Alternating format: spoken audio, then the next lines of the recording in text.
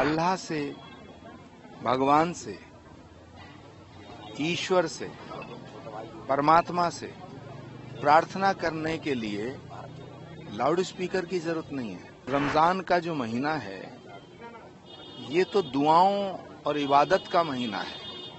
इसमें इस तरह के फितना क्रिएट करना, वो भी कमाल अख्तर साहब जैसे नेता के द्वारा, ये मुनासिब नहीं है।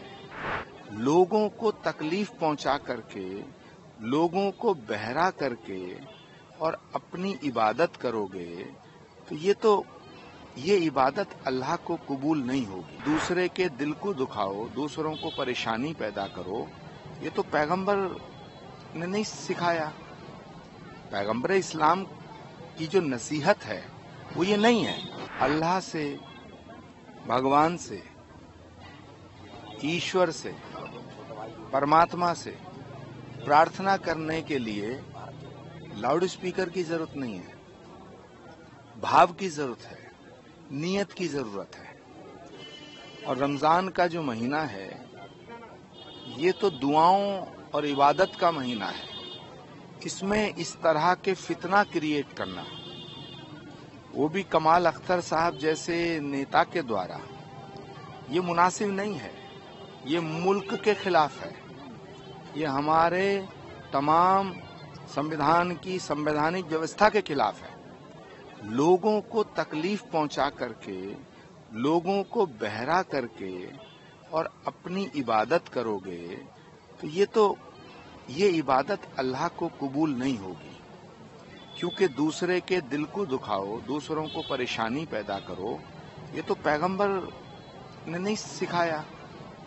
पैगंबर इस्लाम की जो नसीहत है वो ये नहीं है।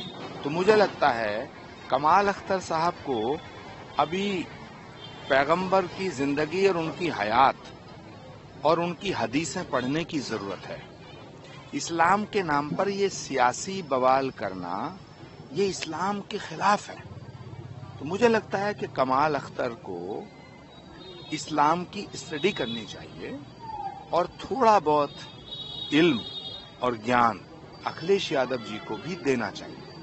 मुख्यमंत्री केरला भी बौखला गए हैं, वो भी कह रहे हैं कि गलत है।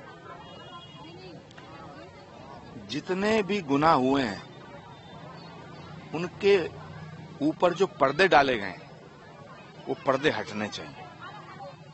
क्योंकि जब गुनाह के ऊपर पर्दे डाले जाते हैं तो गुनाह बढ़ जाता है। वो गुनाह छिपता नहीं है, एक दिन वो गुनाह सामने आता है, वो पाप सामने आता है।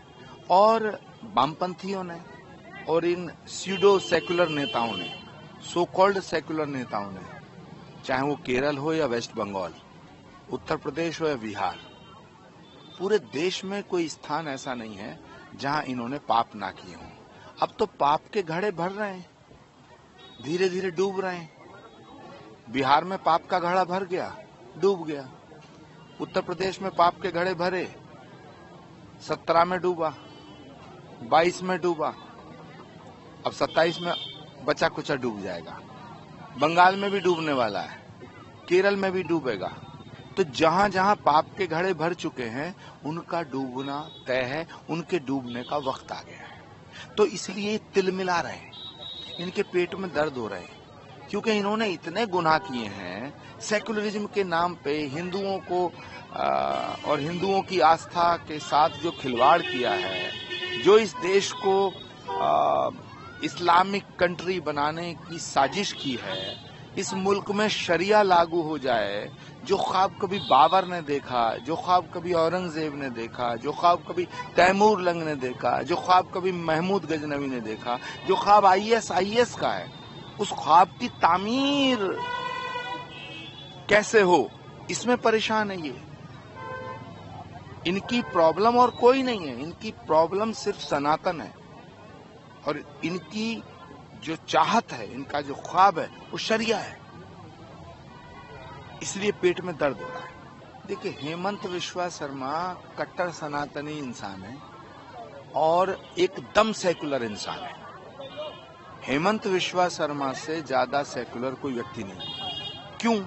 सेकुलर कौन है? जो सभी धर्मों के लोगों से एक जैसा बर्ताव करता। हेमंत विश्वा शर्मा की नजर में हिंदू और मुसलमान सब एक हैं, लेकिन कुछ लोगों को ये बात जम नहीं रही है। मुझे एक फैसला बताओ जो देश के खिलाफ या मुसलमानों के खिलाफ हेमंत विश्वा शर्मा ने किया हो।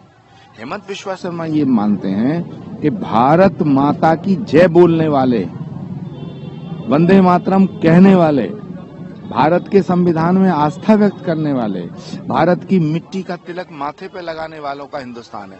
क्या बुरा करते हैं, क्या बुरा कहते हैं? भारत की जमीन बांग्लादेशियों के लिए नहीं होनी चाहिए, भारत की जमीन पाकिस्तानियों के लिए नहीं है, भारत की जमीन चीन में रहने वालों के लिए नहीं है। तो अगर कोई व्यक्ति भारत में गलत तरीके से रह रहा है और उसको यहां से भगाने की बात हेमंत विश्वा शर्मा करते हैं, तो इनके पेट में क्यों दर्द होता है?